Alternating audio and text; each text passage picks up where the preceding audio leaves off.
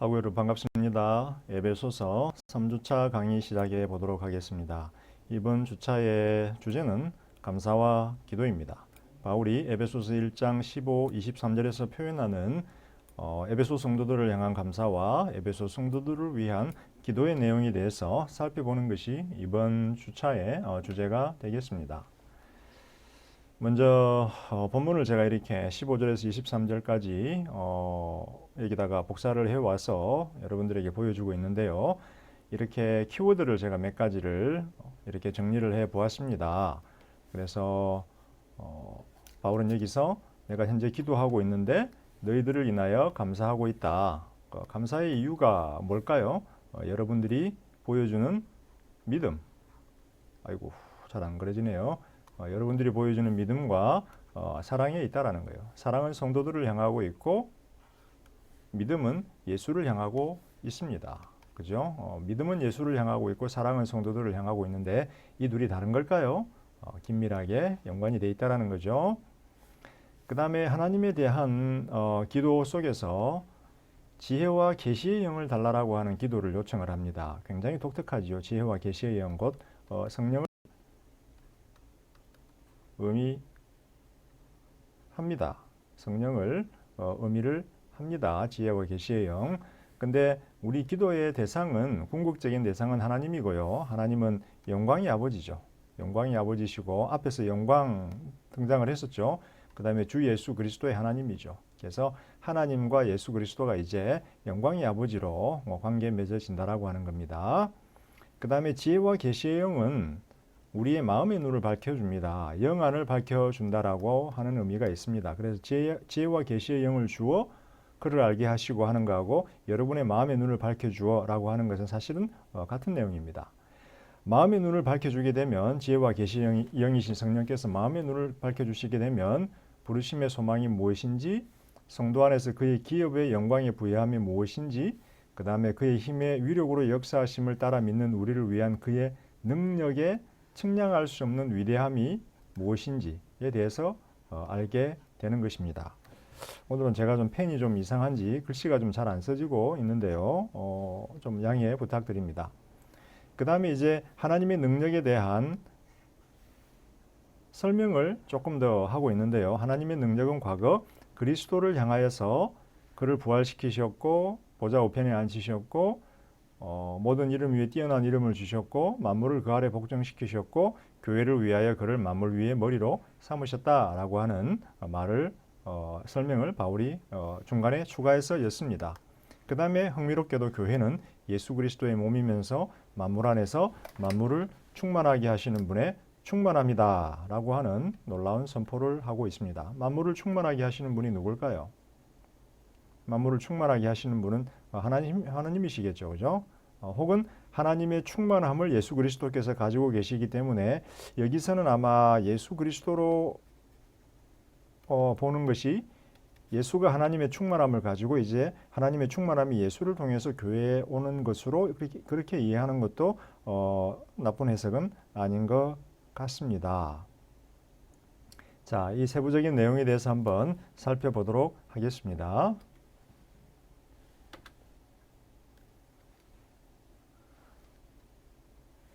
자, 바울의 감사의 말씀 15, 16절의 내용에 보게 되면 두 가지가 등장을 합니다. 하나는 성도들이 소유한 믿음 때문에 감사하고 두 번째는 성도들이 소유한 사랑 때문에 감사하다라고 하는 것입니다.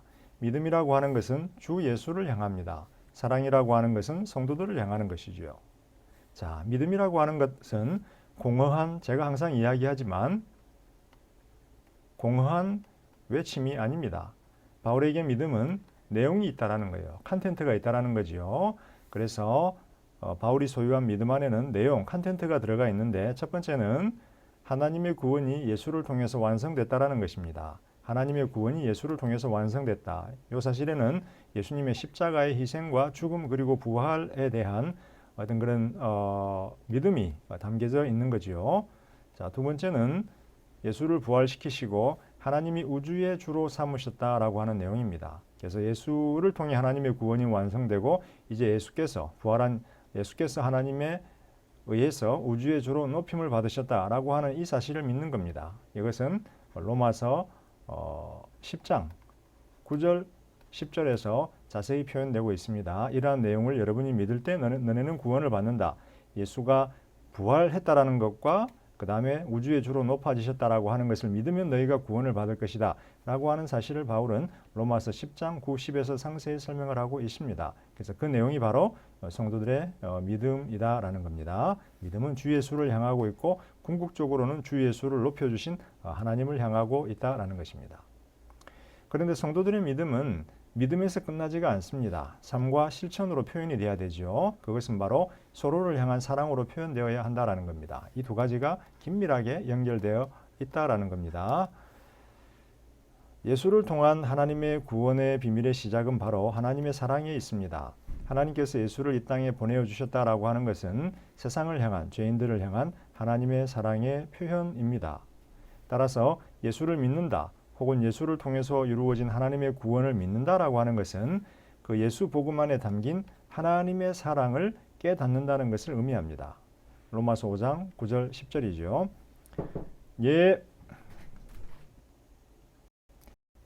그래서 믿는다라고 하는 것은 우리가 믿는다라고 하는 것은 하나님의 사랑을 경험한다라는 것이고 하나님의 사랑을 깨닫는 것이에요. 이 사실은 우리가 믿은 복음 안에 담겨 있는 하나님의 사랑을 다른 성도들을 향해서 물론 하나님을 향해서 표현하는 게 1차적이고요. 그 다음에 다른 성도들을 향해서 표현해야 된다라고 하는 것입니다.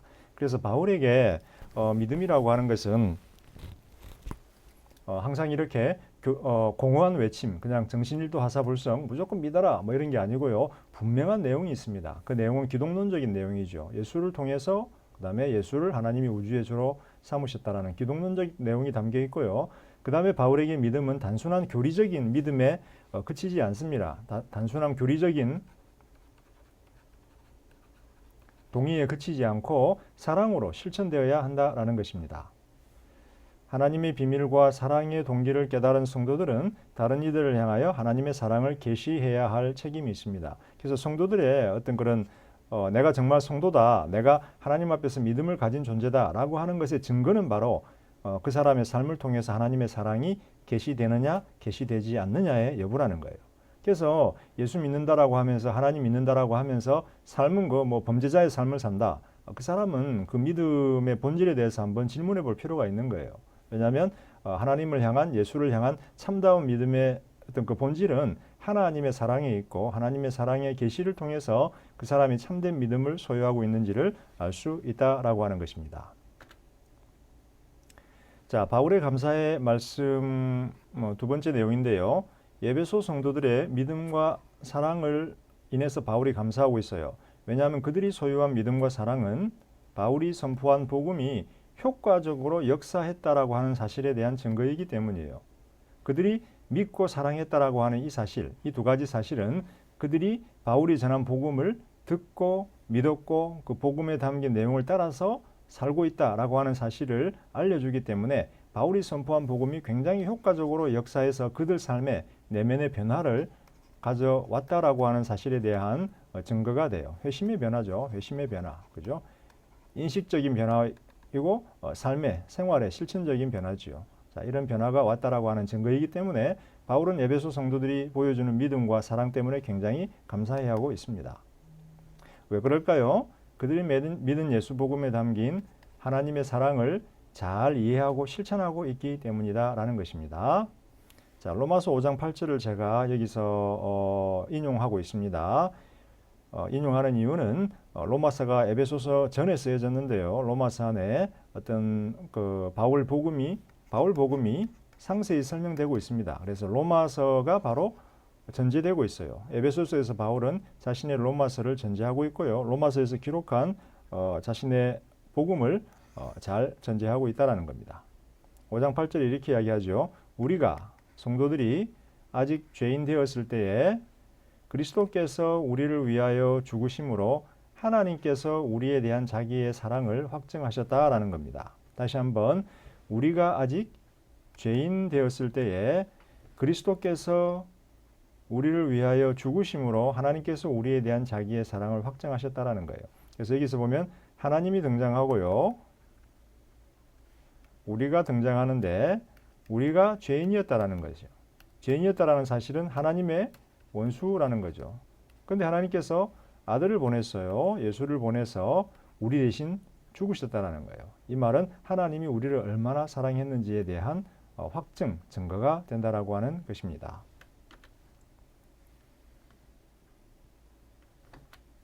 자, 이제는 바울의 감사에 이어서 바울의 기도가 등장을 합니다.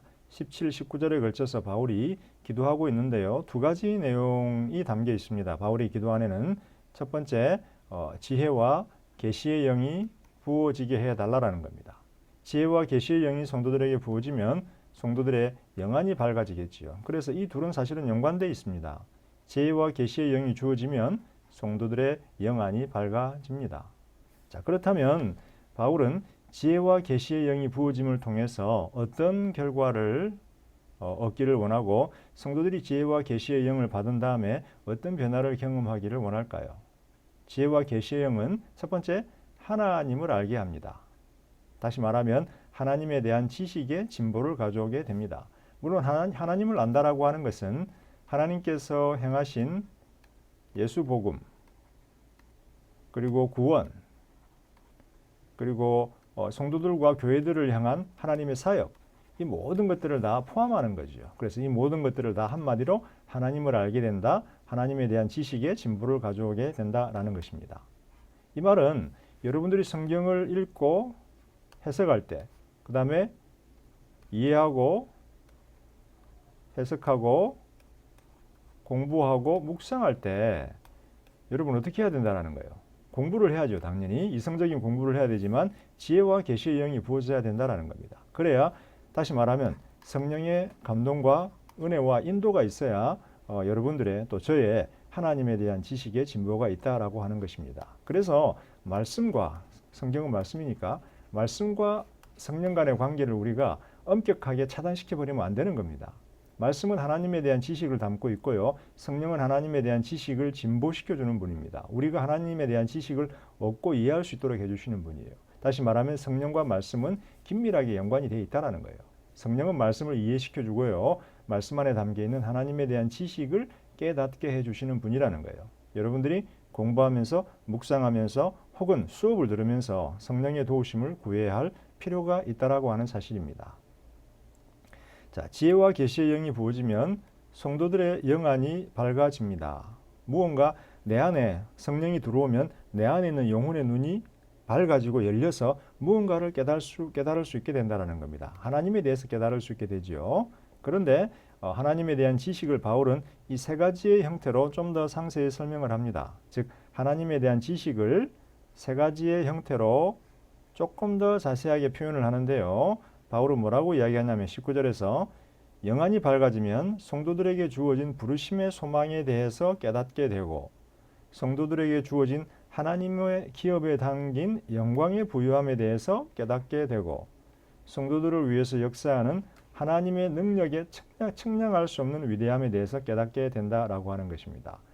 부르심의 소망이라고 하는 것은 성도들의 부르심의 소망이라고 하는 것은 나를 하나님께서 부르셔서 아들 되게 하시고 하나님의 기업이 되게 하시고 하나님의 소유물이 되게 하셨다라고 하는 겁니다. 하나님의 소유물이 되게 하셨다. 따라서 성도들이 바로 하나님의 기업입니다. 하나님이 상속할 상속물이 되는데요. 하나님의 영광이 하나님이기 때문에 자신의 상속자인 기업이 되는 성도들에게 얼마나 풍성한 영광을 하나님께서 부어주시기를 원하시겠어요. 그래서 영광의 부유함을 깨달아 알게 해준다라는 거죠. 영광의 부유함은 우리의 영광의 부활과 영광의 몸의 부활과 긴밀하게 연결되어 있습니다. 그 다음에 세 번째는 우리에게 부르심의 소망을 주시고 하나님의 기업을 알게 해주시고 영광의 부유함을 가능하게 해주신 이유는 근거는 하나님의 능력이 있습니다. 하나님이 능력이 역사했기 때문에 이 모든 것들을 가능하게 해주셨다라는 거예요. 그래서 너희들을 부르시고 너희들을 하나님의 기업으로 영광스러운 기업으로 만드시는 데 있어서 얼마만큼의 하나님의 능력이 역사했는지 그 능력에 측량할 수 없는 위대함을 너희가 깨닫게 된다라는 겁니다. 성도들이 경험한 하나님의 구원과 그 구원을 가능케 한 하나님의 능력 간의 관계가 여기서 표현이 되고 있습니다. 에베소서의 하나의 키워드 중에 하나가 하나님의 능력입니다. 하나님의 능력. 하나님의 능력이 바로 에베소서에서 강조하는 굉장히 중요한 어떤 그 신론에 대한 어떤 강조가 되겠습니다. 성령은 하나님에 대한 지식을 진보시켜 주고요. 하나님에 대한 지식은 성도들의 구원의 부요함과 그 구원을 가능하게 한 하나님의 능력에 대한 깨달음을 줍니다. 놀라운 말씀이죠. 자, 이제 하나님의 능력과 성도들의 부르심의 소망 간의 관계에 대해서 한번 살펴보도록 하겠습니다. 하나님의 능력이 어떻게 구체적으로 성도들의 부르심의 소망과 연관되는지 1번 한번 살펴보도록 하겠죠. 성도들의 부르심의 소망이라고 하는 이유는 미래에 이루어질 일이기 때문입니다. 미래에 경험하게 된다는 거죠. 우리가 불러서 하나님의 기업이 되었는데 그 궁극적인 목적은 영생에 있죠.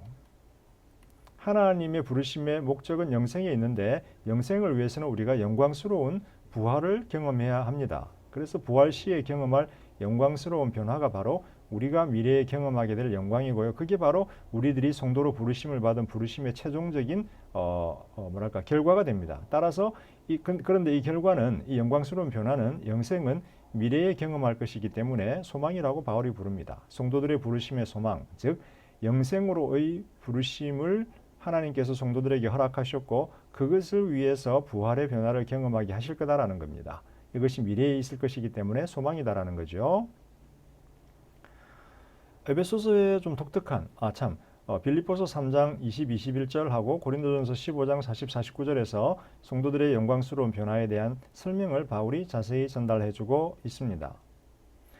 에베소서의 놀라운 구원관 중에 하나는 뭐냐면 성도들이 현재 예수와 함께 하늘 보좌 위에 앉힌 바 되었다라는 겁니다.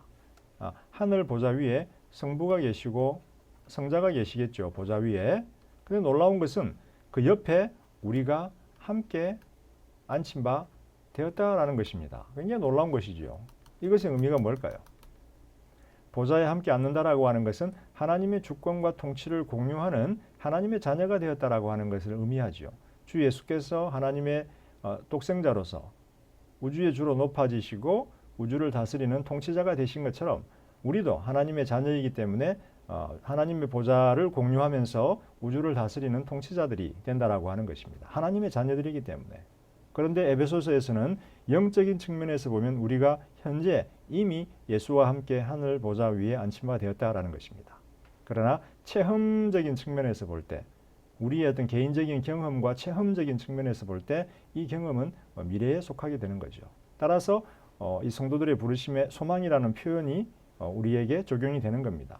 이 하늘 보좌 우편에 예수와 함께 앉아서 세상을 다스리고 통치하는 것도 우리의 부르심의 한 내용이 되겠죠. 미래에 이루어질 것이기 때문에 그것은 소망에 속한다라고 하는 것입니다. 그런데 이 부르심의 소망, 이 성도들에게 주어진 부르심의 소망을 위해서 현재 역사하고 계시다라는 거예요. 누가요? 하나님의 능력이 역사하고 계시다라는 거예요. 이 놀라운 부르심의 소망이 저절로 이루어지는 것이 아니라 하나님의 능력이 이것을 이루기 위해서 현재 강력하게 우리 가운데서 역사하고 있다라는 겁니다. 성도들이 하나님의 기업이 됩니다. 따라서 하나님은 자신의 명성에 걸맞게 자신의 기업인 성도들을 완전하게 하실 것입니다. 이 일을 위해서 지금 하나님의 능력이 역사하고 있다라는 겁니다. 그러면 바울이 기도하는 것은 뭔가요? 계시의 영, 성령을 받아서 영안이 열려서 나를 위해 우리를 위해 현재 역사하는 하나님의 능력을 보라라는 겁니다. 그리고 하나님께서 얼마나 큰 능력으로 우리를 위해 현재 우리를 완전하게 하시기 위해 역사하고 있는지를 깨달아 알라라는 것입니다. 기도하면서 깨어 있으면서 하나님과 동력하면서 하나님의 능력의 역사를 경험하고 체험하고 그것을 위해서 기도하며 살라라는 겁니다. 에베소서의 가르침은 너무 놀랍다라는 생각을 다시 한번 해보게 됩니다. 자, 이제는 하나님의 능력과 예수 그리스도에 대해서 한번 살펴보도록 하겠습니다. 앞에서는 하나님의 능력이 성도들의 부르심의 소망에 어떻게 영향을 미쳤는지에 대해서 살펴보았는데요. 이제는 하나님의 능력이 예수 그리스도를 향하여 어떻게 역사했는지에 대해서 한번 보도록 하겠습니다. 22절에서 바울은 간략하게 그 내용을 설명을 하고 있는데요. 약간 뭐랄까 삽입입니다. 삽입. 중간에 지나가면서 삽입하는 형태로 이야기를 하고 있습니다. 왜냐하면 하나님의 능력과 예수 그리스도의 관계에는 과거에 발생한 사건에 근거하고 있기 때문입니다. 하나님의 능력은 과거에 죽음을 제압했죠. 그리고 예수를 죽은 자들 가운데서 살리셨습니다. 즉 부활을 가능하게 하셨다라는 겁니다. 예수의 부활을 예수님이 스스로 일어나신 것이 아니라 하나님의 능력이 예수를 죽은 자들 가운데서 살리셨다라는 겁니다. 부활한 예수를 하나님께서 하나님 보좌 우편에 앉게 해 주셨습니다. 하나님 보좌 우편에 앉게 해 주었다라는 것은 우주의 왕이신 하나님의 주권을 공유한다라고 하는 것입니다. 이 말은 바로 우주의 왕이신 하나님의 주권을 공유한다는 말은 바로 예수를 우주의 왕으로, 우주의 주로 하나님이 세워주셨다라는 것을 의미하게 됩니다. 이 사실이 의미하는 바는 모든 만물들, 즉 하늘과 땅과 땅 아래에 있는 모든 존재들이 다 영적 존재, 육적 존재, 귀신들, 천사들이 다 예수의 발 아래 복종되었다라는 겁니다. 빌립보서 2장 6에서 11절 케노시스 시에서 이 내용이 자세히 설명되고 있고요. 고린도전서 15장 20, 28절에서도 이 사실이 설명되고 있습니다. 여기까지는 다른 바울 서신서에서 빌립보서나 고린도전서에서 발견되는 내용인데요. 그런데 네 번째 사실은 에베소서에서만 발견되는 굉장히 중요한 독특한 내용입니다. 이렇게 우주의 주로 높임을 받은 예수를 교회의 머리가 되게 하셨다라는 겁니다. 교회의 머리가. 그러면 우주의 주예요. 예수님이. 자, 이렇게 돼 있는데 이분이 온 우주를 다스려요. 근데 예수님이 머리예요. 그러면 이 몸은 뭔가요? 교회예요. 교회. 그러면 예수님이 우주의 주인이면 교회는 뭐가 되나요? 예수님과 함께 우주적인 통치를 공유하는 우주적인 주의 동력자가 되어버리는 거예요. 이게 바로 우주적인 교회론인 거예요. 자, 그런데 우주적인 교회론으로 넘어가기 전에 개인적인 측면에서 하나님의 능력은 우리에게 미래에 적용될 것이죠. 그죠? 아까 제가 이야기한 현재 우리는 하나님 보좌 우편에 함께 예수와 앉혀져 있다라고 이야기를 했어요. 바울이. 그러나 미래에 그 경험이 우리의 경험이 될 것이다라는 거예요. 이 능력은 하나님의 능력은 미래에 예수님이 경험한 것들을 성도들이 동일하게 경험하게 만들어 주실 겁니다. 이 말은 우리도 죽은 자들 가운데서 다시 살아날 것이고요. 하나님 보좌 우편에 앉게 될 것이고요. 우주의 왕이신 하나님과 주 예수와 함께 우주적인 주권을 공유하게 될 것이고요. 만물이 우리 발 아래 복종되어 있는 것을 경험하게 될 것입니다. 이제 하나님의 능력과 교회에 대해서 마지막으로 한번 살펴보도록 하겠습니다. 하나님의 능력은 현재 몸된 교회를 충만하게 채우고 있습니다. 플레로오, 굉장히 중요한 단어이죠. 플레로오.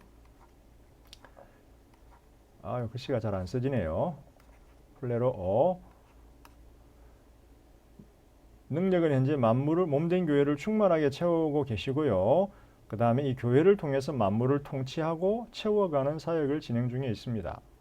다시 말하면 하나님의 능력은 예수에게 주어져서 예수가 우주의 주인이 되었습니다. 그런데 예수가 교회의 머리이고 교회는 그의 몸이 됩니다. 따라서 예수가 행사하는 모든 주권은 교회를 통해서 이루어지고 있다는 거예요. 그래서 교회는 만물을 통치하고 채워가는 예수의 사역을 함께 진행해 가고 있다는 겁니다.